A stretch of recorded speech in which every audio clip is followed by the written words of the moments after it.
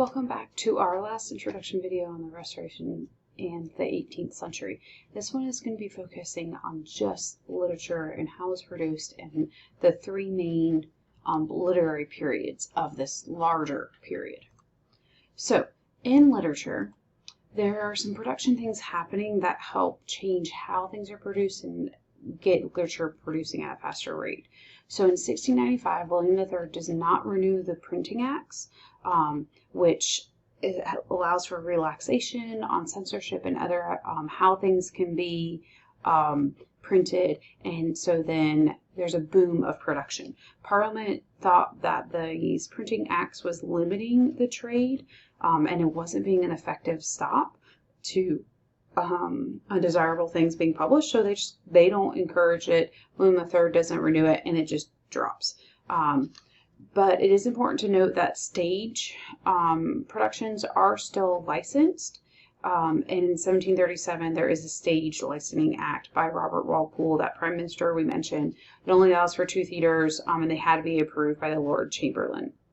Authors do feel that they have a large freedom of speech. They can build up this idea of the public sphere where they can have discourse that's written but also taking place in public venues. And so readers can circulate, they can discuss, they can respond to literature, and it creates this really nice sphere and conversation flow that allows ideas to develop further.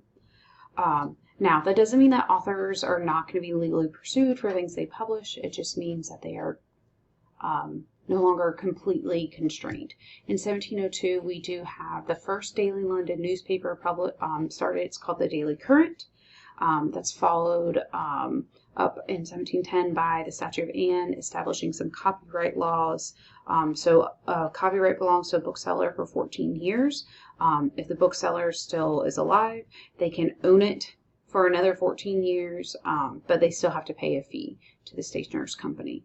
In 1712, the first Stamp Act comes into play. This is going to tax newspapers, advertisements, paper, and pamphlets, so 100 pages or less, to help raise revenue, but also hopefully squash publishings that were irresponsible and possibly publishing fake news and stuff like that.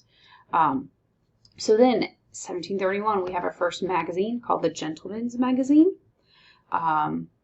And then in 1740s, we have what's called circulating libraries that are established. So now people in the middle class and higher can have access to more books than they could have privately bought, but the poor are not going to be able to do this because while it is a library, it is not free.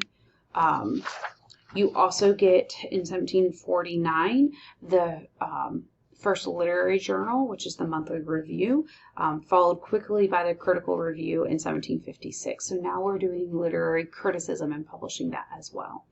Writers are now writing for money, not just their friends. So previously, remember, we would write a manuscript and share it with our friends, and then maybe that would work its way into culture. Now we are looking to earn money. It is a shift, and it is our first professional class of writers. Self-educated authors can become popular, and women writers had a little bit harder to break into the period in terms of self-publishing, but they are publishing other ways as well.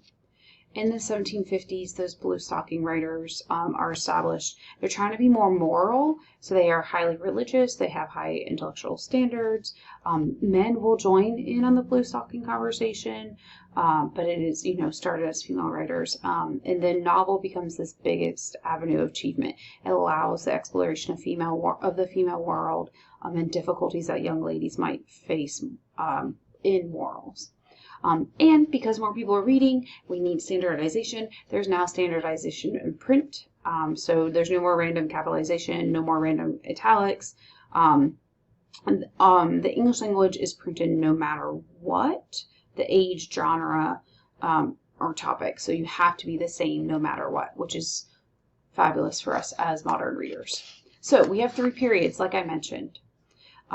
You have the 1660 to 1700 period. This period allows for some different things happening. And one of the big things that comes out is Samuel Pepys, who writes a very personal diary that was not intended for publishing, but it is published later. And that is how we know a lot about London life at this time. The goal is to combine a cosmopolitan outlook and the richness of the past together. We want to have a new refinement in our literature based off critical principles that we can pull from classical literature as well. The French influence from Charles II really pushes for that neoclassicism, so the idea of using classical principles to make good art. So follow their rules, follow their traditions, but be new with it. We want the three unities: unity in time, unity in place, and unity in action. Poetry is valued by how it moves the audience, because remember, we are seeing a rise in sentimental writing, and so we want to bring pleasure and express passions that everyone can engage with, but we also expect poetry to move us. We are going to assume that readers are going to actively engage their imagination. So sometimes as modern readers that feels difficult because there's some assumptions that we are doing some active work on our end. And it just means that as readers, we need to be more engaged and we need to be more actively instead of just a quick passive skim through it. Prose is on the rise, and there's a new audience that can be reached by it, but it needs to read like a social dialogue. To quote your textbook, it has the ease and poise of well-bred urban conversation. There are still some connections to the aristocratic heroic ideal. So finer points of nobility. Heroic plays have the extreme conflict between love and honor in the hearts of impossibly valiant heroes and impossibly high-minded and attractive heroines. That's still going on. But in drama, the comedy is the height. We love comedy, and we really love the comedy of manners. So picking at social behaviors, as your textbook says, it exposes the nasty struggles for power among the upper classes who use wit and manners as weapon. And in your textbook, they also give you a main plot points, so I'm not necessarily going to do that. So we are poking at fun at how people behave socially, but it's done for comedy. However, by the end of this period, there is a Society for the Reformation of Manners, and they start to target these plays because they are seen as vulgar, and we want to move into a more respectable and proper society. So that shift is coming. In the 1700s to 1745 is our next kind of blurb of literary unities. We're going to take the previous chunk of time's effort, but make it fit for a wider audience. We want more people to engage. This is going to be an extreme rise in satire as a genre. We are focusing on the unfitting and wrong things in society and pointing it out. So we're going to promote good senses, good values by using humor to mock things that are not right. Satire is against fanaticism and innovation, but there's a lot of great authors coming out. So you get Swift, Addison, Prior, Steele, Pope. They're brilliant and they're witty, and they're going to use satire like a weapon. So it is a little bit conservative, but it is going to be more playful as they use these classical themes to illuminate what's going on in modern times. Poetry is now going to be seen as high literacy. So it should be highbrow entertainment, high art.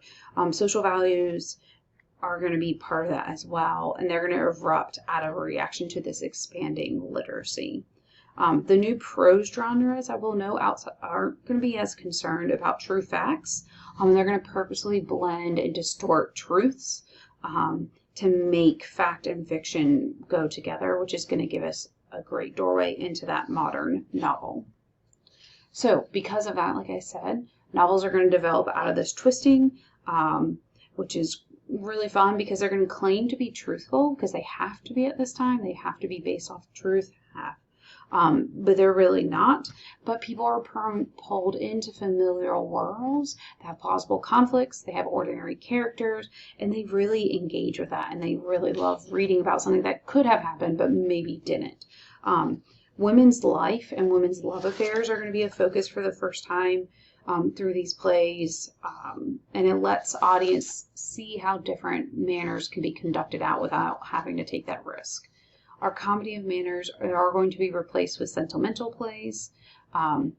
We're good triumphs over your vices. We're going to be focus on high morals instead of just witty dialogue. Moving the audience to tears instead of just making them laugh, and middle class values are going to take over. And again, we're getting very sentimental as this period moves on. Later playwrights will show that wit and laughter can work with sentiment, and that will help balance that a little bit. But playwrights are not as important as the actors and actresses in these plays, and readers want more meditative works to bring them back into nature, looking for some gentle and picturesque beauty. From 1660 to 1745, you also have the Augustans. They're kind of like their subgroup. They're going to focus heavily on nature. They're very similar to what was going on during Augustus Caesar's reign. That's where their name comes from. And nature is viewed as a universal and permanent element to human experiences. Human nature isn't going to change, but humans do. We're going to study the classics and the ancients so we can understand nature. And we really want to focus on combining wit with good methods, judgment with fancy. And so they have their own kind of like special and artificial language, which can make them a little bit frustrating to read. But it also develops a lot of interesting ideas. So then the last period is 1745 to 1785. It is known as the Age of Johnson. And we're going to confront old principles with revolutionary ideas. Prose basically takes over the period. We want highly crafted writing like poetry, but be clear. Let us understand it. We're going to deal with really difficult topics. That's going to help lead to the start of principles like philosophy, history, psychology, and art. And Johnson is important. He's going to help solidify the language. So he publishes the first English dictionary in 1755. His goal is to serve others through his writings, preserve the past lessons, still look to the future to kind of have faith and common sense in the common reader, but still, have literature. A lot of writers of this period recognize that ordinary people can have good judgment and they can have a shared taste and belief, and they're going to write in a way that reflects that. Poetry is going to feel like a dying art form, and it's going to become a dying art form. Poets are going to be very melancholy about how things are changing. They're wondering what is left for poetry in this country. They become obsessed with death, suicide, and the grave because their art form is dying. And we're going to start a medieval revival, which is going to take off like crazy in the Romantic period. The Gothic novel is going to start developing in this period. Horace Walpole writes the first one called The Castle of Otranto, at least in England. That's our first one.